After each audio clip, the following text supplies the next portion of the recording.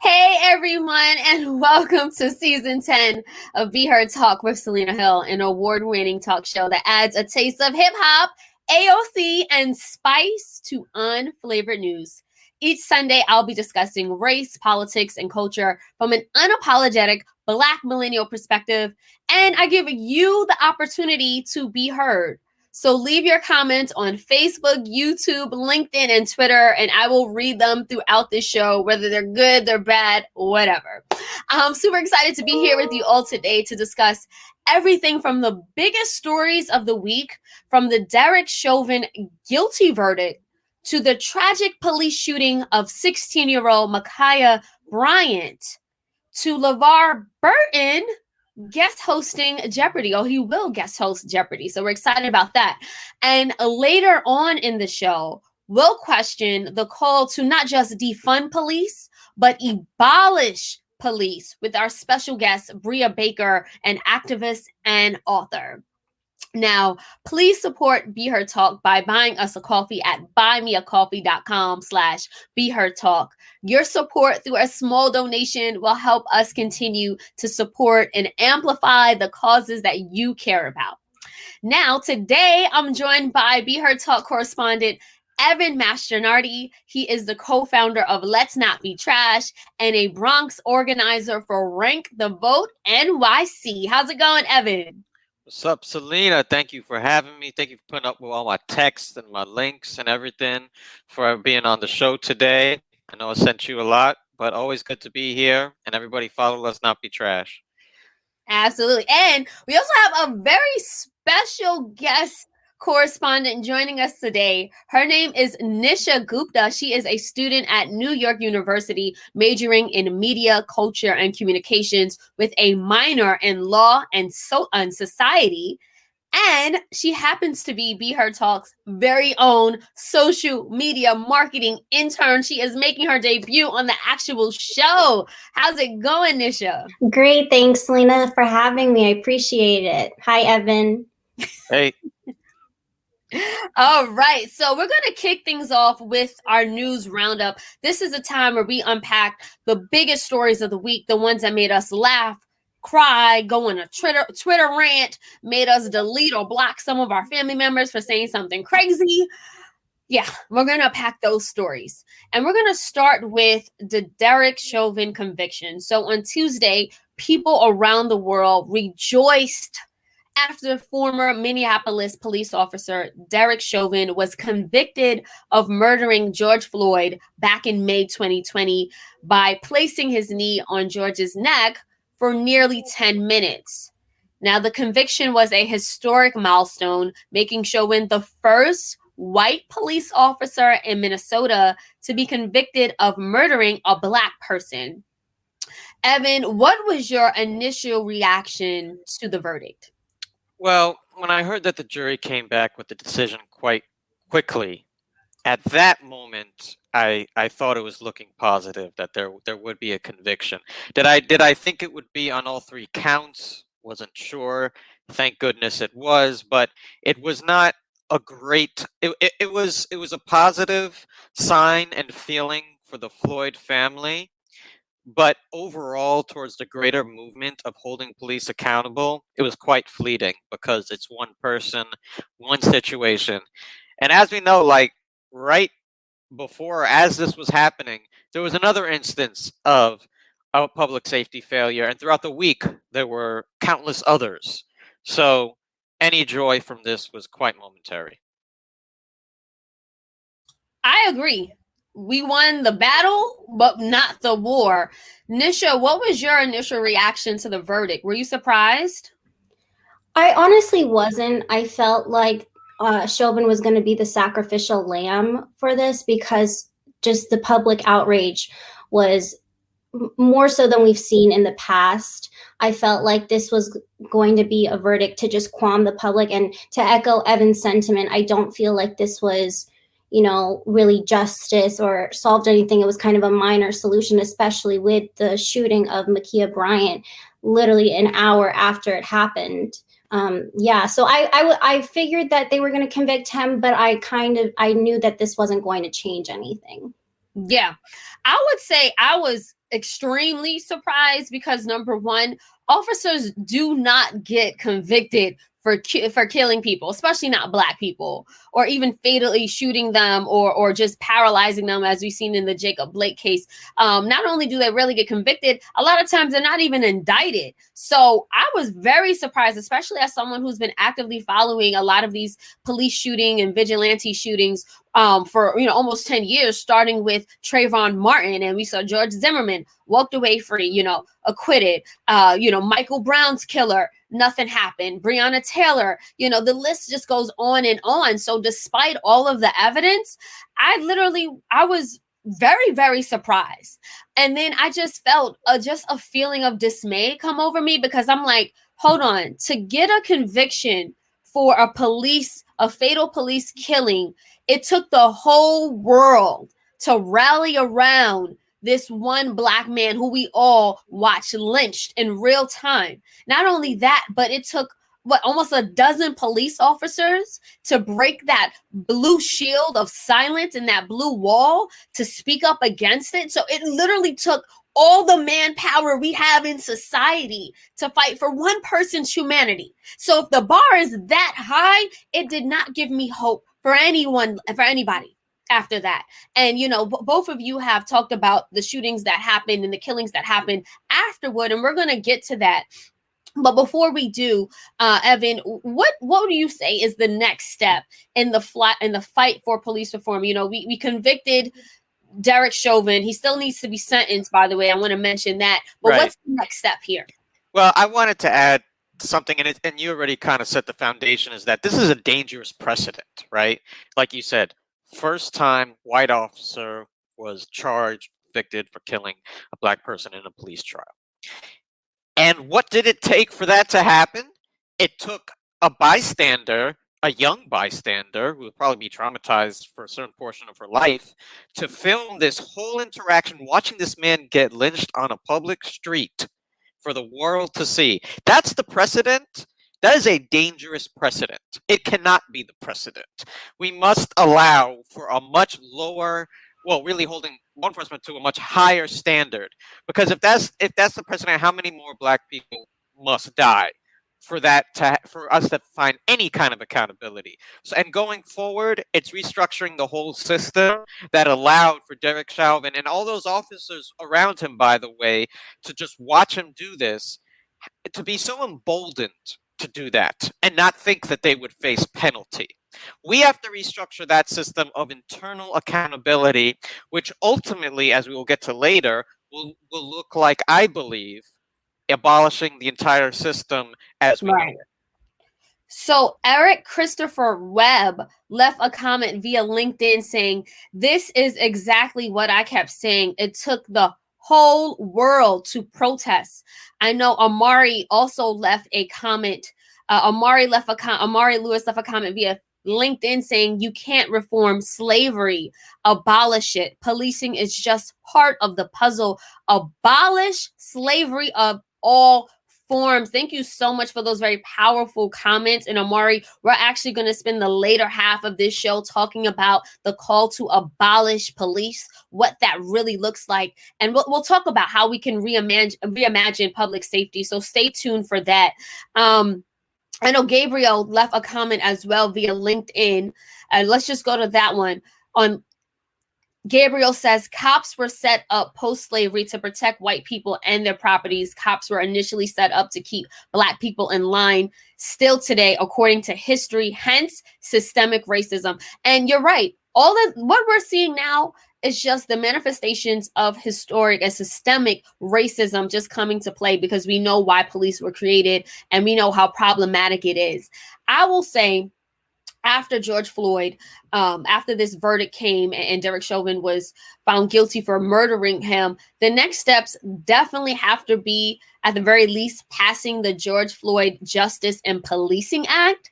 Now, this act, which Congress needs to pass, it would implement sweeping changes to federal policing standards by, one, prohibiting racial profiling at every level of law enforcement to banning chokeholds, no knock warrants at the federal level as well, overhauling qualified immunity for officers, and creating a national police misconduct registry. So that's something that we could and should all be rallying behind in the next steps. So without further ado, both Nisha and Evan talked about Ma'Khia Bryant because it was literally minutes before we celebrated the conviction of Derek Chauvin that Ma'Khia Bryant, a 16-year-old Black teenager living in foster care in Ohio, was fatally shot by police. Now, body camera footage shows that Nicholas Reardon, who was a white officer, he arrived at the chaotic scene with several people engaged in a heated fight outside of Ma'Khia's foster home. Now, as he gets out the vehicle, Ma'Khia is seen lunging at a woman with what appears to be a knife in her hand. The woman is pushed to the ground, and it appears that a man kicks that woman while she's down. Then seconds later, Ma'Khia lunges at another woman with the knife. That's when the officer opened fire, shooting Ma'Khia 4 times. Now, some experts say after watching the footage, they argue that Ma'Khia was armed and seemed to be acting erratically. And in fact, a neighbor who saw the chaotic events, witnessed it, and then watched the security footage from his own vantage point, he said that he believes that the police officer had no choice but to fire and to act. I also want to note that we here at Be Heard Talk decided and opted not to show that traumatizing video of Ma'Khia being shot down again at only 16 years old. So, Evan, was the officer justified in opening fire to save the woman who Ma'Khia was apparently attacking? Look, make no mistake, this was a dangerous encounter, and that's what public safety is. Public safety involves dangerous encounters, but when a public safety officer, which we will talk about later, how that can look different, arrives at a scene, the idea must be to preserve life at all costs. That is both, equally, both the woman in pink in this case and Ma'Khia's life. Now, in the current system, is the officer justified? Of course, the current system will justify him because even the law in Ohio justifies him. We talked deadly force met with deadly force. That's the law there. But in the vision of public safety I have, no. I grew up in Bronx Public middle school, elementary school. My friend carried a knife with him bigger than the one Ma'Khia had there. He would be dead. I saw deans break up fights. I saw teachers break up fights. I saw security officers break up fights. We need to find a way to break up fights with teenagers who don't have automatic weapons, like the white people who go home or to jail safe. We need to find ways to break up these fights without someone dying. So if it's a tragedy, then we got to do something to make it never happen again. Yeah, no, I 100% hear you. But, Nisha, a lot of people are saying, this story's, the lines are a little murkier. We hear a lot of people arguing, even those of us on the left, saying that, this officer made a split-second decision, arguably to save another Black woman's life. But we know that the problem is, police are trained to shoot to kill, not to wound. And he was following the law, which Evan just pointed out, which says that police can use deadly force to protect themselves and others. Nisha, what do you say to those who believe the shooting of Ma'Khia Bryant was justified? Yeah, I say look at history. A lot of oppressive systems that perpetuate racism and inequality have been legal in the eyes of the law. That does not mean that it's right. And this is the case when it comes to cops shooting civilians that are in a fight. I also think that it's important to realize that this girl is 16 years old and she is being adultified by the media. And she's 16, and I've read multiple reports that the other two girls in the fight were 20 and 22. So I think that that's important to also talk about. Well, yeah, the police arrived on scene and saw this. If you look at the context, I would be on Ma'Khia's side. And so I think it's important that even though in the eyes of the law, this was quote unquote justified, I challenge why people are so okay with that and why they're okay with police acting as judge, jury, and executioner in the heat of the moment. Great points. And, to your point, Nisha, about Black girls being adultified, I actually want to spend some time unpacking that, right? Because it has to do with layers of gendered racism. As a result, Black women, Black girls are actually viewed as more threatening, more aggressive, more mature, and less innocent than their white counterparts. And in fact, a study that came out in 2017 by the Georgetown Law Center on Poverty and Equality said this, and it robs, Black girls of their freedom to be children. That report also said that Black girls as young as 5 years old are held to adult-like standards and in turn receive harsher punishments for their behaviors. As a result, they're suspended, they're arrested at school. And when I'm talking about things like throwing a paper or speaking up, right? Normally, children are so like, okay, you're speaking up out of turn. Sometimes they even praise for being, courageous or smart, or at least the white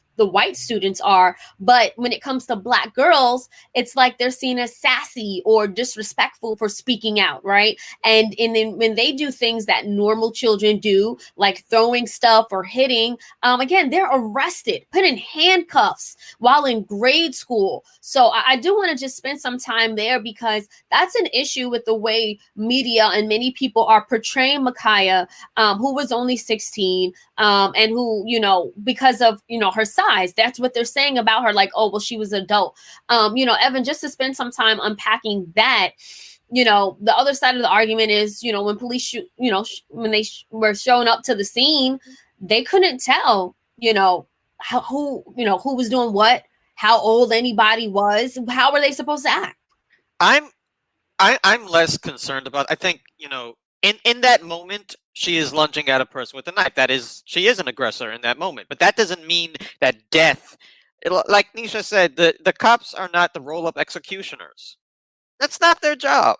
Their job is to de-escalate. And every time we see cops roll up, especially when it's in communities of color or there's Black people involved, it seems like it's straight up escalation. It goes straight to escalation.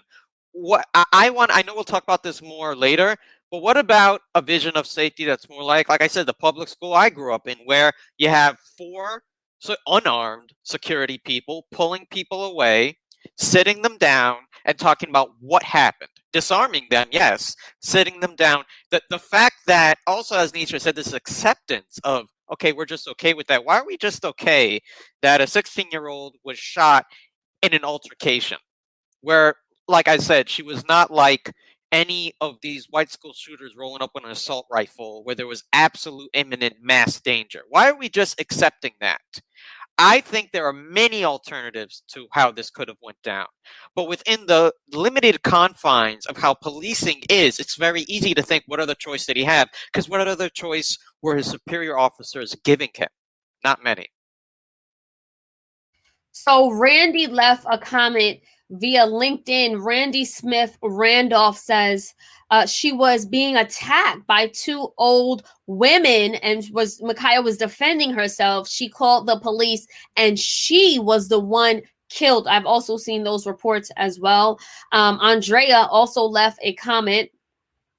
Andrea says, systemic racism allows the mistreatment of Black people and the misperception of Black people. Because you're right, that implicit bias. When Ma'Khia Bryant was 16, soon as this police officer showed on the scene, he's opening fire. You have Kyle Rittenhouse, who was 17, walking around with a gun after killing people, and he was fine. I read reports that police offered him water at one point and thanked him for whatever it is that he was supposed to do, and like supposedly protecting businesses during protests and riots. But meanwhile, he literally killed people and was brought into custody without harm. And Dylan Ruth was another mass serial killer who was very young and was not only brought in without harm, but taken to pick up Burger King. So it's like we cannot ignore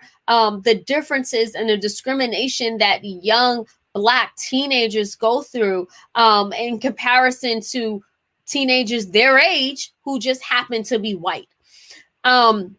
Very sad, very sad. And we're going to continue this discussion again later on, where we talk about, again, how can we reimagine public safety? How can we imagine a world without police where Black and brown people are not disproportionately murdered? So we'll talk about that a little later.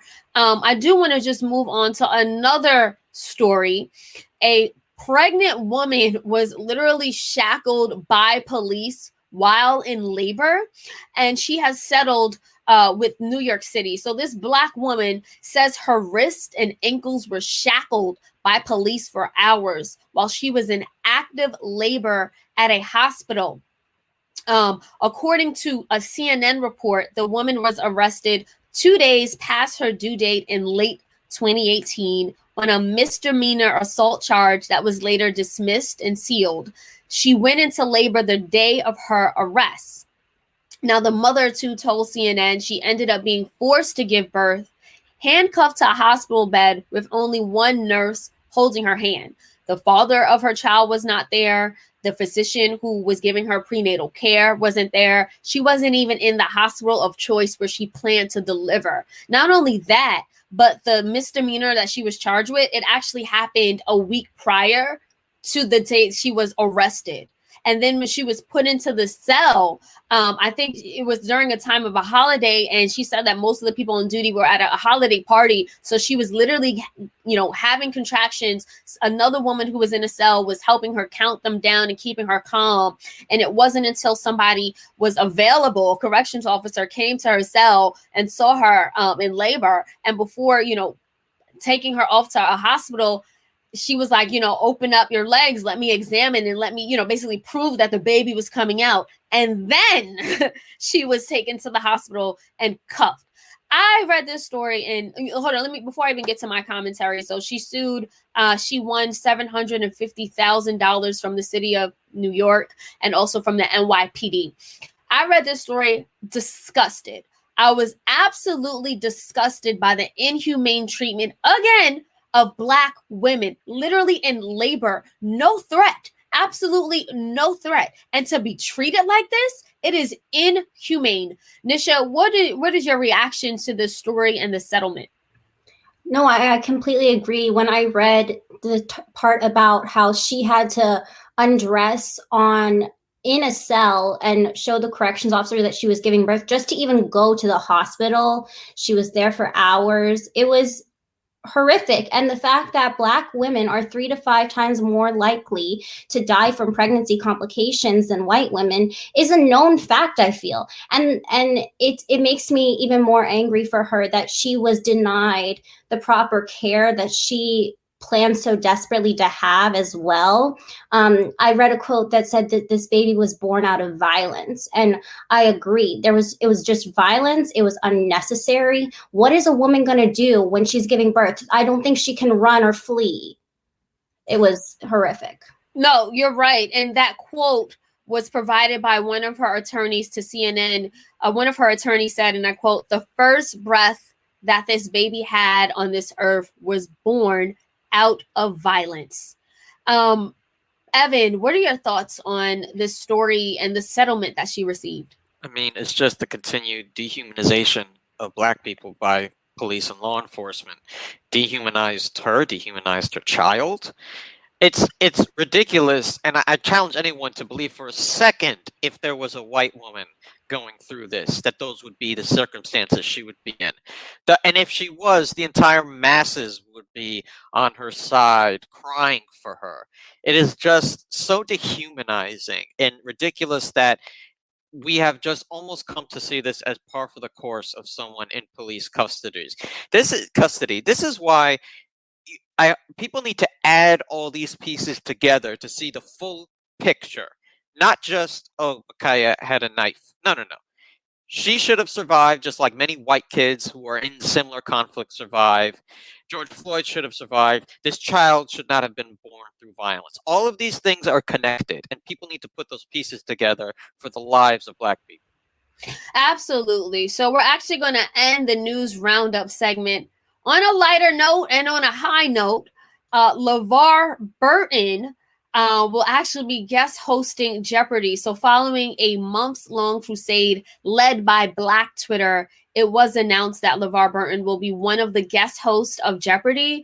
Months ago, a change.org petition was launched in support of him, which has garnered over 200, I believe, about 250,000 signatures.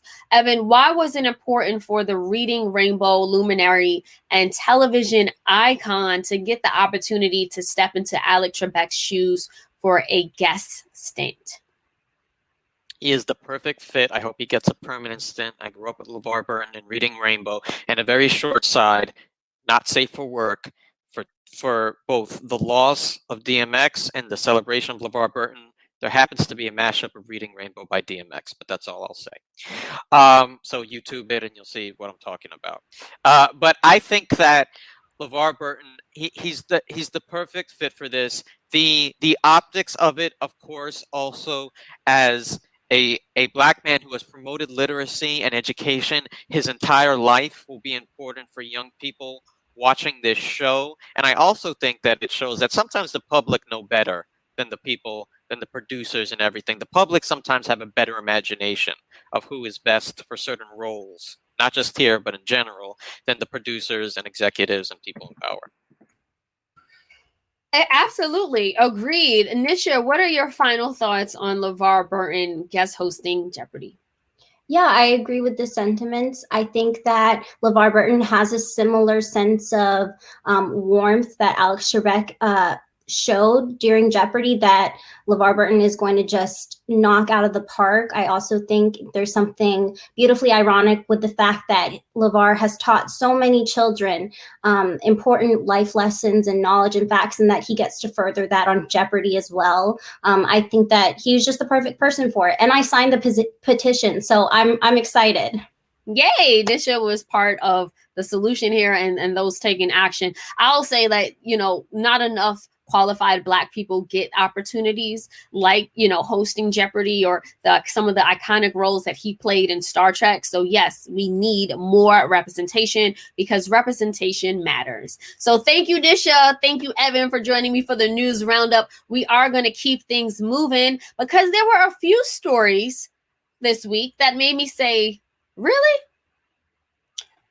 First up, Oklahoma and Florida passed a law that makes it legal for drivers to run over protesters.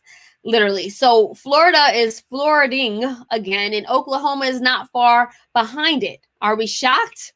The bill that would give drivers immunity if they feel threatened and run over a protester during a demonstration was signed into law this week by Oklahoma Governor Kevin Stitt, as reported by WFLA 8. Given that most protests around the country are in fact peaceful until counter-protesters bring violence and chaos, what is threatening about peaceful protesters in the street? Really? And another thing, because we here at Be Her Talk love to drag Chet Hanks, he actually slid into Lizzo's DMs, and we're going to talk about that. So please release us from the shackles that is Chet Hanks' antics, right? After Lizzo gave us all a laugh, admitting that she drunkenly slid into Chris Evans' DMs, Chet Hanks let Lizzo know that he would be happy to stand in for Chris anytime. What seems like a bat signal for actor Tom Hanks' son went off, and we all had front row seats to Chet pandering to Black women, again, while being sued by his ex for abuse, who is, you guessed it, a Black woman. Really? Can you guys please uninvite Chet to the cookout now? And lastly, this TikTok trend has us all asking, really? So the girls on TikTok have finally lost it. Well, let's get specific. There is a new TikTok trend where young women are saying the craziest things they've ever done for a man.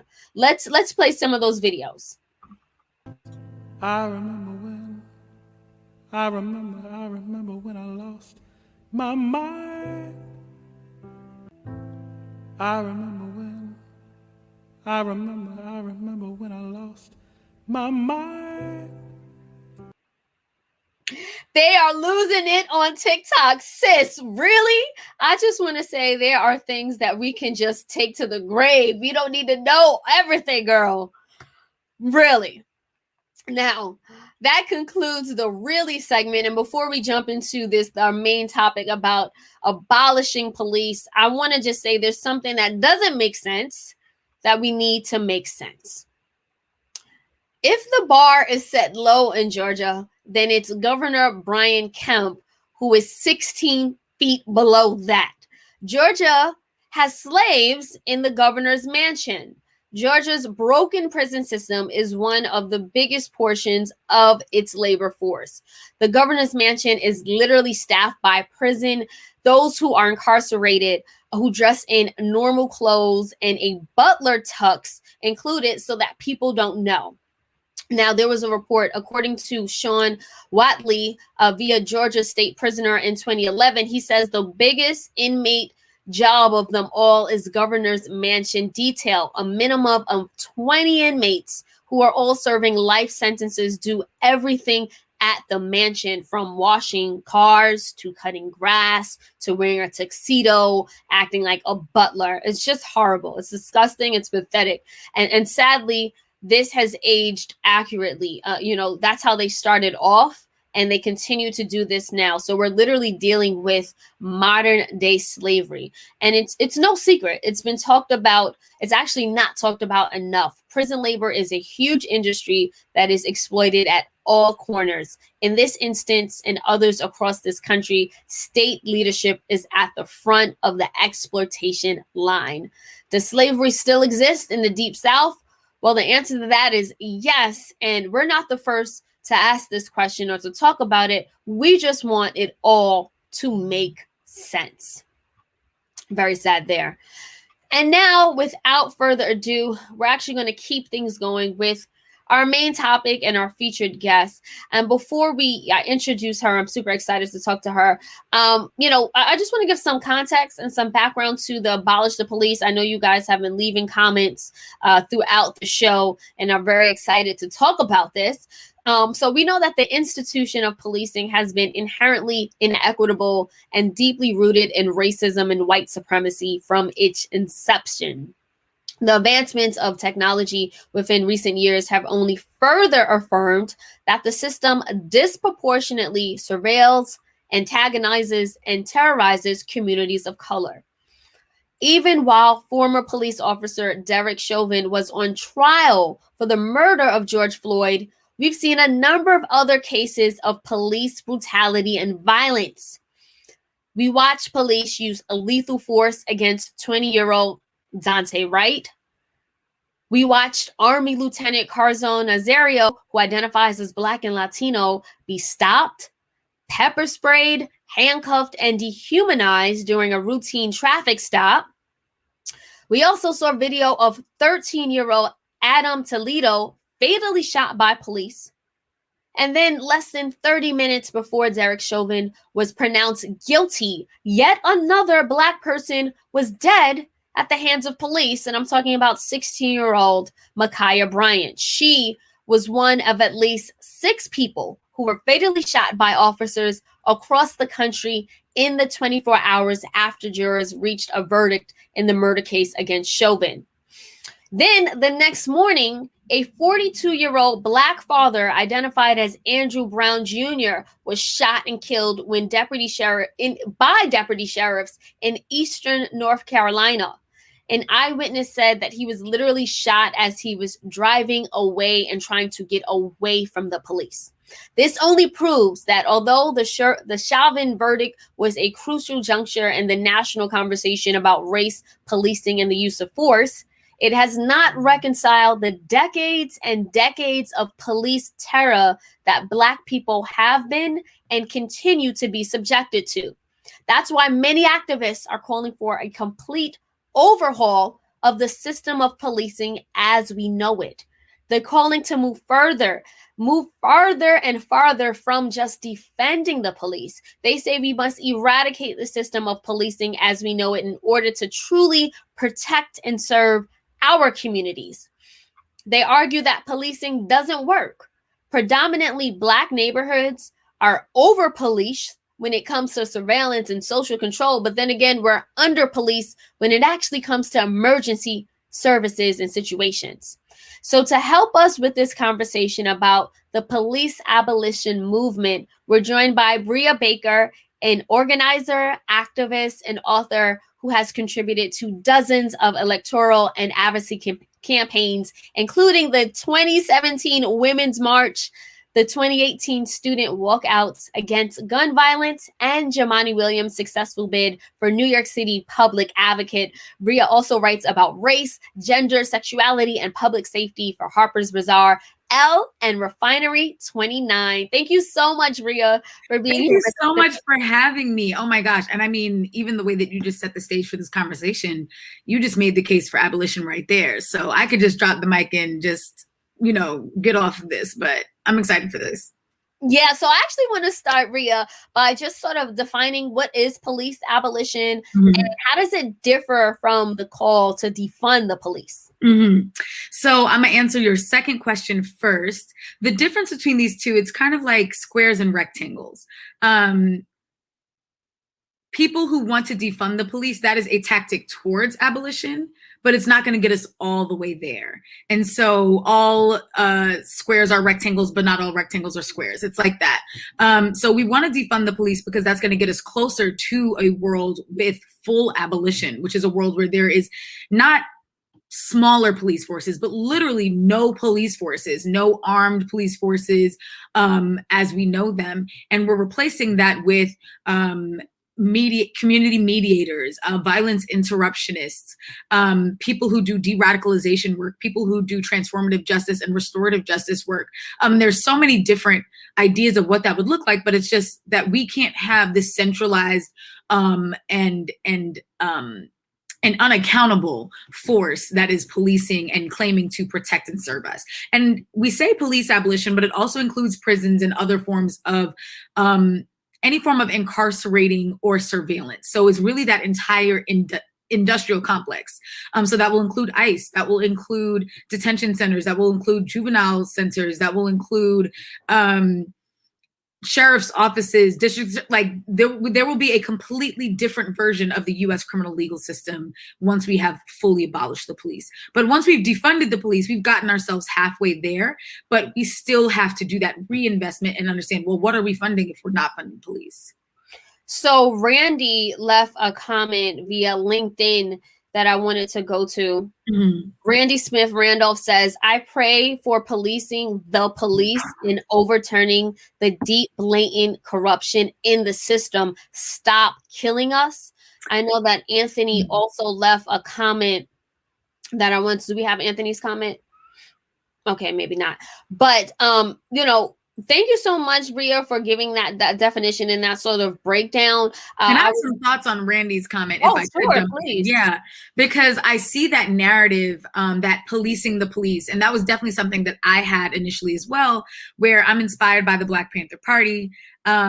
That was one of the first major forms of advocacy that they were doing. They were doing cop watching and this idea that we can police the police. And what I learned from the Black Panthers was that the police cannot be policed, because ultimately at the end of the day, we're depending on police to turn each other in, to hold each other accountable, and hoping that when they do that, the system will allow them to do so. And I'll just speak for myself. In New York, we know Edwin Raymond, who is a former NYPD officer. Actually, no, I think he's still a current NYPD officer. And he was one of the less than 10 NYPD officers who were trying to call out the continued stop and frisk racist procedures. And he did that, and he faced the retaliation. He faced potentially being fired, not being allowed access to promotions that he absolutely qualified for. And so you realize that when the police try and turn each other in, which is already a rare scenario, they're not getting a lot of support to do that the way that whistleblowers typically don't.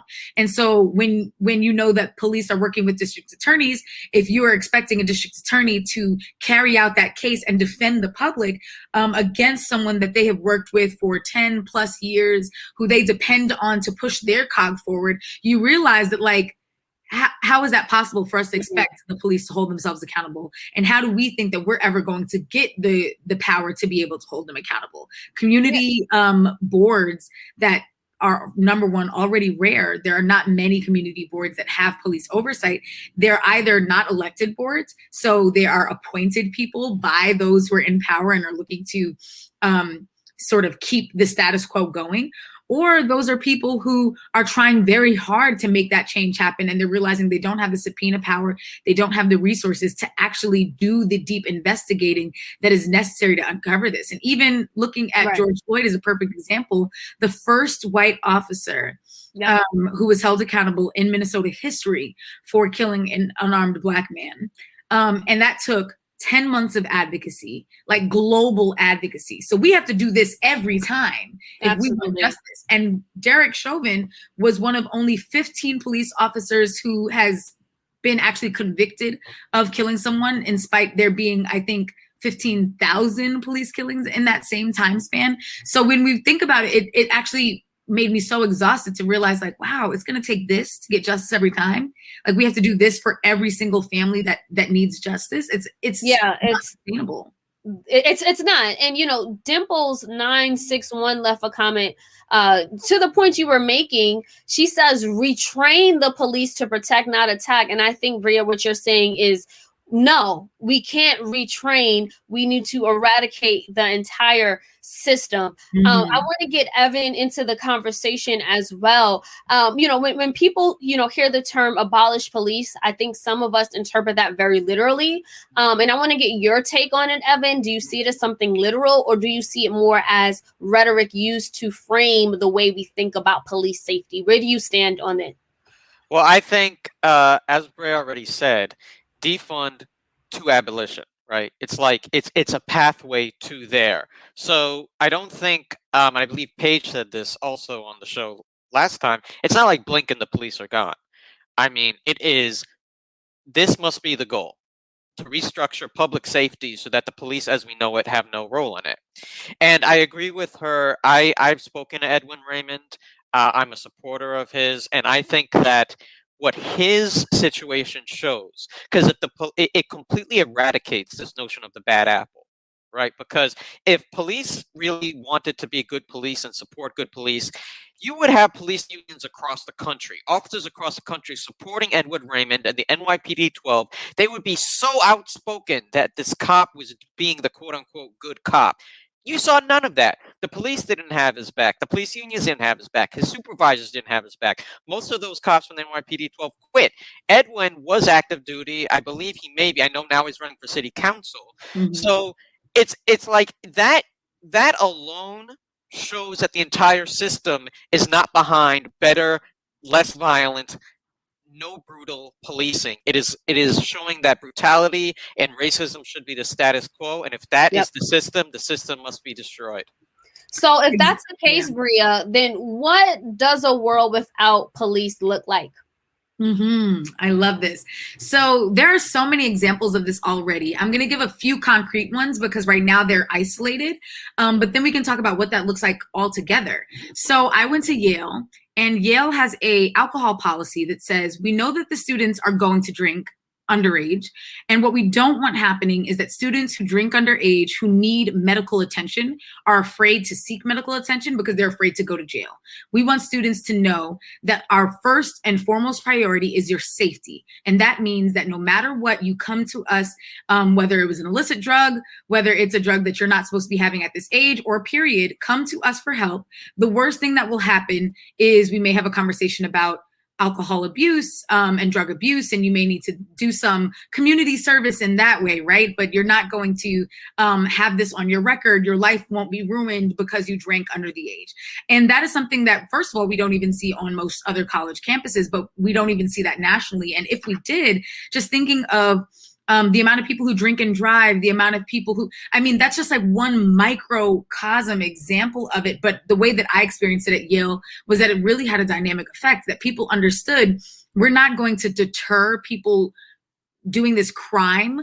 But what we can do is deter people getting harmed. And that's another thing that is really important to abolitionists. In this world without police and prisons, we don't think of things in the sense of crime, because the reality is that there are a lot of crimes that don't ever harm someone.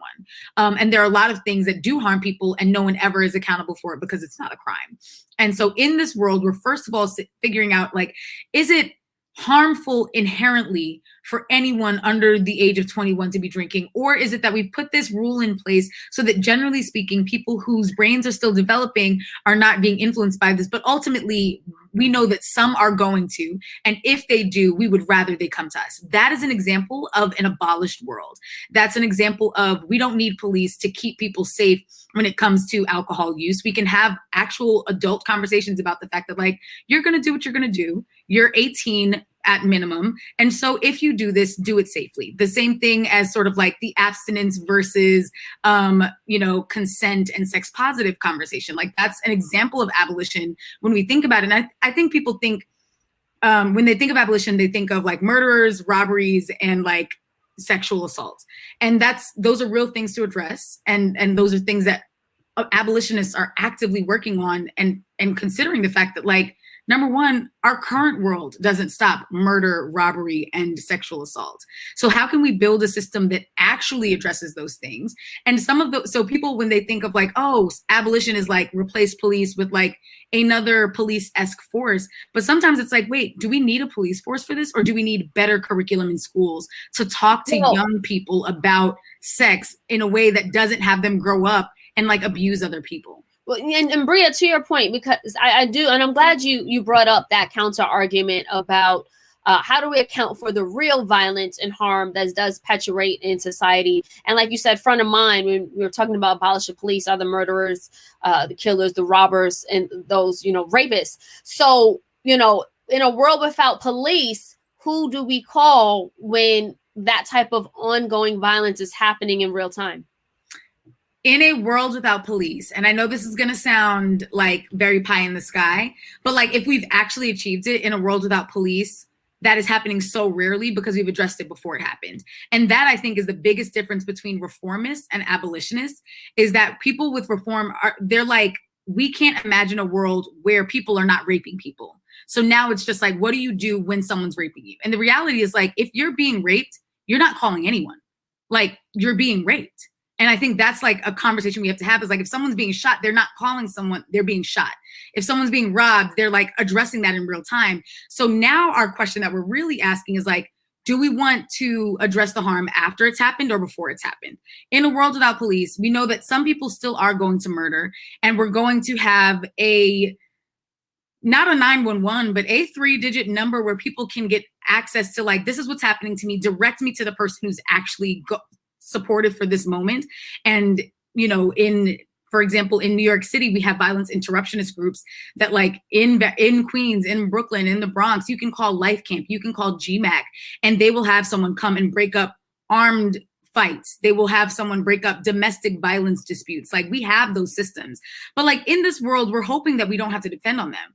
And we're asking ourselves, why are people raping one another? Why are people killing one another? Why are people robbing one another? Some of these things are crimes of opportunity. Robberies we can actually address by meeting people's needs, because you don't need to rob people if you have all of your needs met. But like, what is happening in our society that people are like en masse, like 1 in 3 young women are going to experience this, like people en masse are like entitled to the bodies of others. We can't address that by providing a 3-digit number. We have to address that by saying, what are we not telling boys when they're 13, when they're 14, when they're 15, when they're 16, that they're growing up and doing this at college campuses, on dark streets? Like, that's the deeper question that we have to answer, because my hope is that less women need the 3-digit number in the first place. I'm right there with you, Bria. And I do think that takes a strong level of education and reforms to transform these communities where it's happening. Like you said, we have to retrain the way boys are taught to look at women and fight against, toxic masculinity. And like you said, if people had enough resources, they wouldn't be robbing and these other things. But in the interim, Evan, because I want to get your thoughts on this as well, who do we call and where do we go to? And I say that because there was in my immediate community, someone called the cops for a robbery in progress, right? And they came and broke the door down. Thankfully, everything was fine. And it was, that's not actually what was happening. But to a certain degree, it does make certain people, even in the Black community, feel safer, especially the elderly. You know, they're living alone and they want to know. Yeah. I want someone Right. with a firearm to come protect me Well- if I feel unsafe. What do you say to that person, Evan? Well, let's take the firearm out first, because the firearm isn't always necessary in a lot of these situations. But when it is necessary, when they're being faced in imminent danger, that's what I'm saying. Well, but even then, so is a firearm being met with a firearm? Yes, that's So, what I'm like, saying. Some type of imminent danger.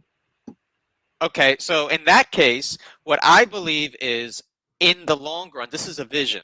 What I hear Bria saying, at least for me, is a vision. So we have enough systems in place that the absolute last resort is someone within the local community who is not a police officer as we know it, but is trained in every other interventionist de-escalation tactic. But in the absolute situation when a firearm is necessary, is also trained in proper firearm use. That's what I see as a long-term vision down the line. But are we talking now about something happening tomorrow or down the line? Because something happening tomorrow does not have the systems in place. It doesn't have the educational systems in place. It doesn't have the community organizations having a stronger presence than the police forces. I understand if this happens tomorrow, if somebody is currently met with a firearm, and unlike, not to the situation Bria is talking about, but let's say someone has a firearm and they're able to hide, for example, and they actually have some cover.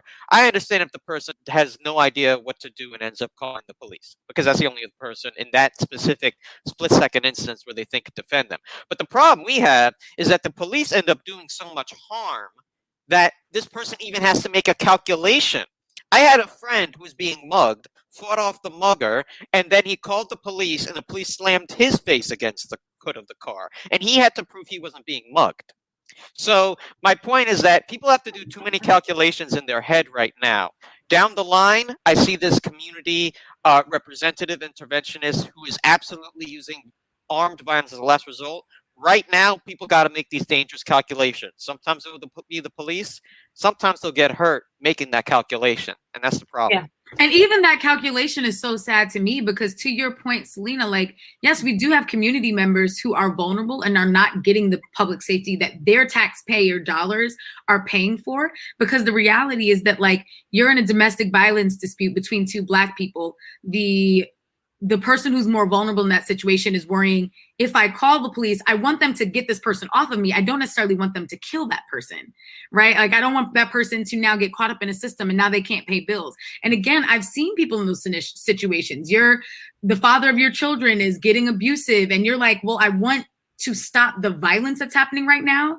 What I don't want is for the livelihood of my children's, other parent, to be threatened, and for that to also affect my life, because now I have children without a father at all. And what I wanted was somebody off of me in that moment. And what I didn't want was them to come in guns blazing. So I hear, and I think that was the question that Evan was asking, or was like posing, is that, like, sometimes we think that we need someone coming guns blazing, and what we need is like someone we trust to be able to diffuse it without that. And if we trusted that could happen, we think that, but in this current world, we're so, we don't trust our neighbors, but we also don't trust that, like, people can be de-escalated. So we sort of think, oh no, if this person is threatening me, I need someone with a gun, or I need to be with a gun, as opposed to like, oh wait, there are people. And that's something that happened after Ma'Khia Bryant.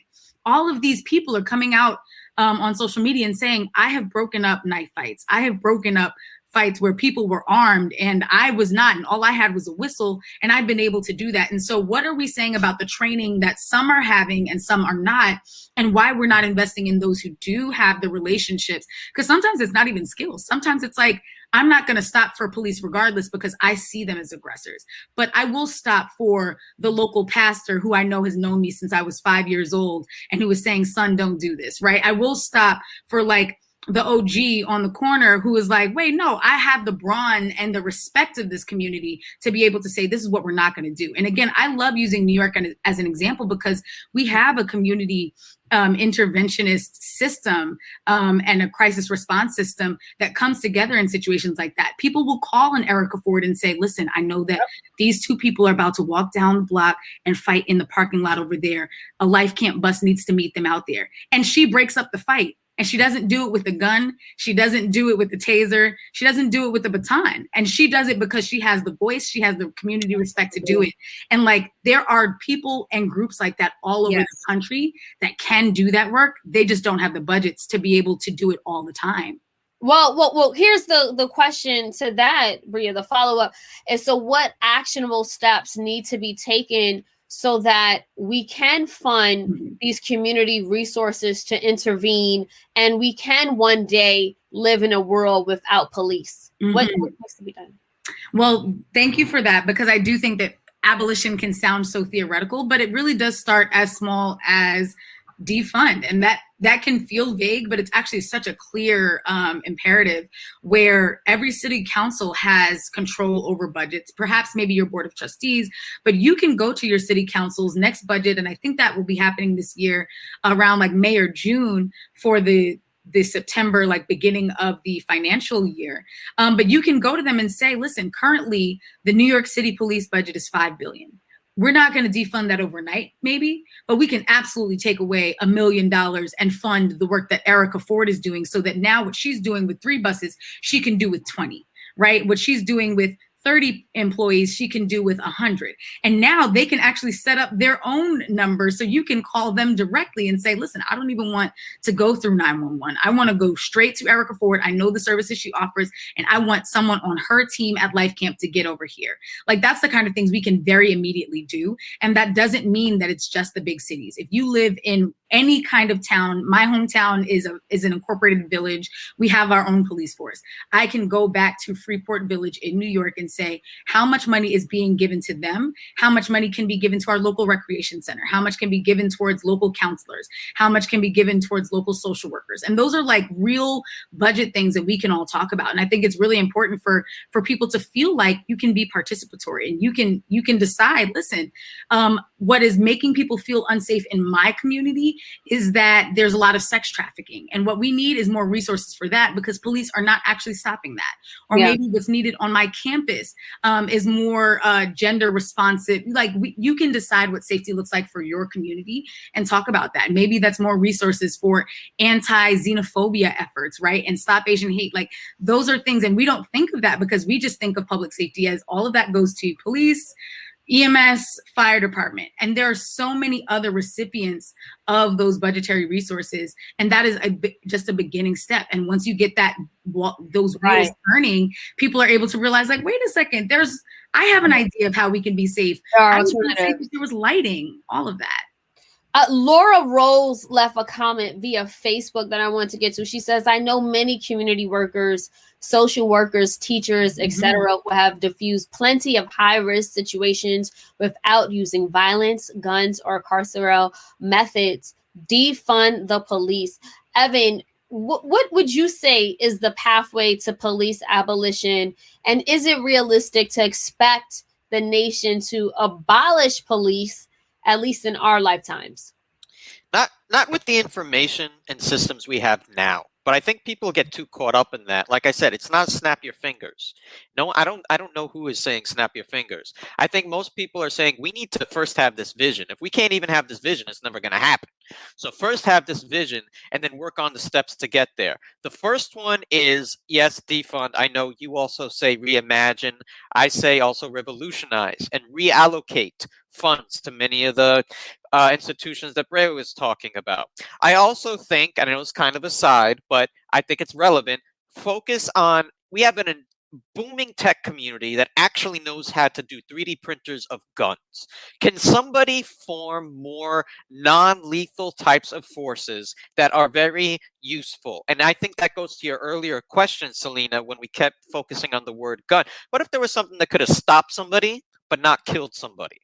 And I think we already have some of that stuff around, but I think that needs to be looked into more. And the last thing I'll say is, let's reimagine Ma'Khia Bryant's situation. What if it wasn't armed cops, but the deans that went to my public school in the Bronx that were able to break this up like they did all the time when someone had a gun, like my friend, I'll just call him G, who had a knife 3 times the size of that on his waistband and somehow continued to be alive.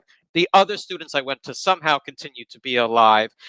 people know how to do this. They just have to believe that the life is worth preserving in the first place, and that needs to be the system in place that is promoted by the superiors. Absolutely. So we do have to wrap this conversation, but before we do, just quickly, Bria, I just wanted to give you a few seconds to give your last final words in the fight to abolish police and ultimately protect Black and brown and vulnerable communities. Yeah, just the thing that I would say, I love when people refer to this as reimagining, because I do think we just have to have an imagination. I think right now we're thinking through the confines of what we've always known, but we can really sit with ourselves and say, when is the safest that I've ever felt? And how can I replicate that in the world around me? A world with abolition is a world with universal health care. A world without abolition for me is a world without student debt. Like, there are a lot of reasons that people are choosing to scam or to hurt other people. And a lot of it boils down to not getting a lot of the support when they were. Did we have a technical? Oh, okay. I think we're having a technical difficulty with Bria. But thank you so much, Bria, for joining us and the points that you made today. We did have some technical difficulties, but I'll just wrap this segment by saying this. It's definitely time for something different. We've been calling for police reform, and we've got it, but that has not stopped a number of deaths from happening and fatalities. I mean, Eric Gardner was killed on camera. We watched Jacob Blake be paralyzed on camera in front of his own children.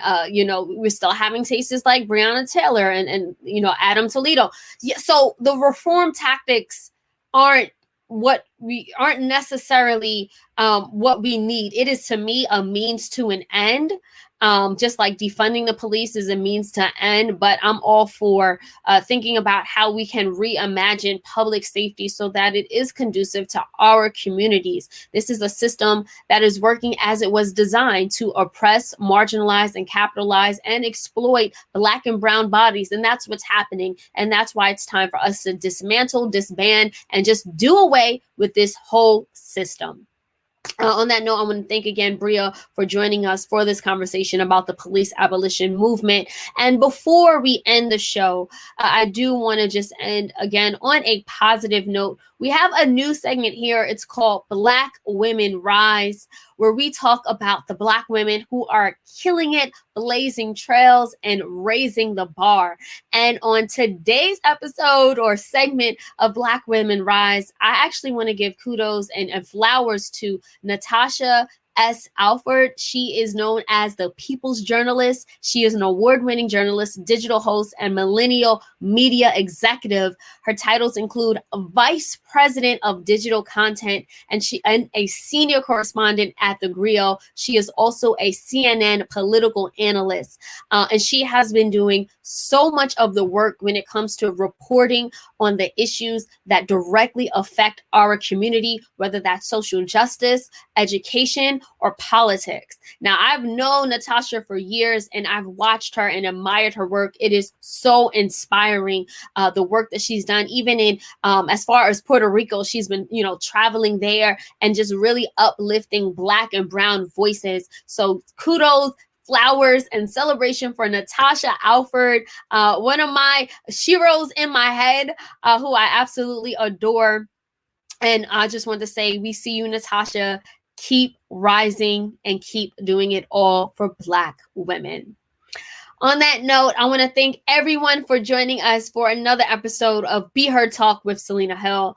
Remember, continue to support us by buying us a coffee. A simple donation will support the issues and causes that you care about. It gives us the support so we can support you and continue to have these conversations. Thank you again, and we'll see you next Sunday. Take care, everybody.